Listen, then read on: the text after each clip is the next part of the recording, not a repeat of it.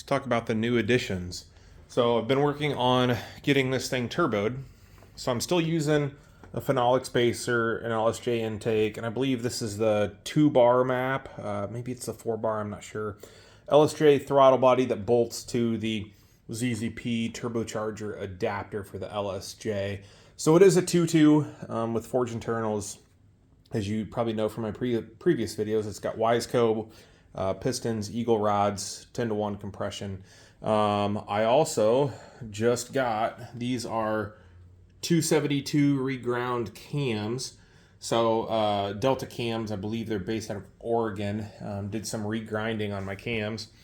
Otherwise, I am about to add 80-pound injectors. I'm going to swap out the fuel filter with an inline fuel filter, as well as a high flow AEM E85 pump, which is going to run to a fuel pressure regulator as well. Otherwise, the fueling stuff is done. I'm getting ready to run E85. Kind of how I messed with this. So I just looped your lines there. I contemplated on tapping these for your coolant intake and return, but I decided to go a different route. So I have one line here off the pump. So this will be my coolant supply. This will be my coolant return.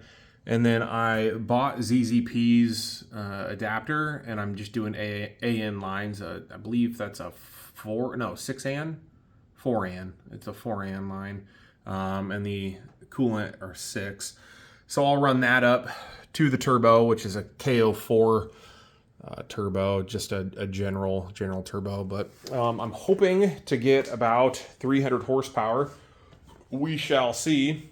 I also added in this little plate that I can mount my Mac valve as well as my oil catch can.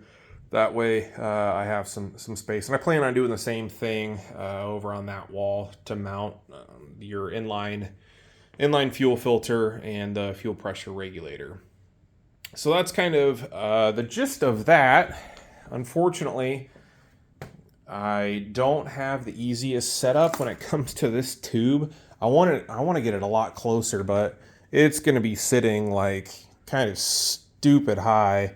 I'm not a fan, but I will work on that at a later date. Anyways, oh yes, I did also add a what is it? Oh gosh, I can't even remember now. The GFB Gforce 3. So, and it runs down along the dash, and then I have a fuse block back there on a relay, so that way it's on when key ignition is on.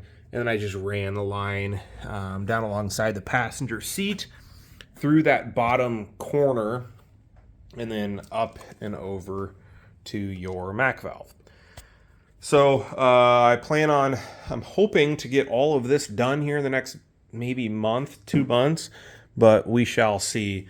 I'm still waiting on the intake cam. They had sent me the intake cam without the reluctor wheel on it, which makes it kind of challenging because I really need that to determine timing. So yeah, so I'm waiting on that. Should be here any day.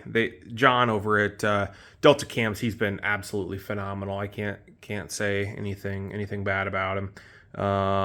Hopefully the cams add a little extra horsepower, and then hopefully that KO4 that I'm about to slap on the back there running on E85, probably 20 pounds of boost. We'll see if she can break the 300 mark. I don't quite know, but we'll see after we get her on the dyno, get things tuned in, and I'm hoping to have that dyno video out maybe in a month or two. I'm not sure on time frame. I'm kind of waiting to hear back from Goblin Garage, actually, in Mitchellville, Iowa. The name kind of fits it. So anyways, comment, like, subscribe, and hopefully I'll keep making some videos.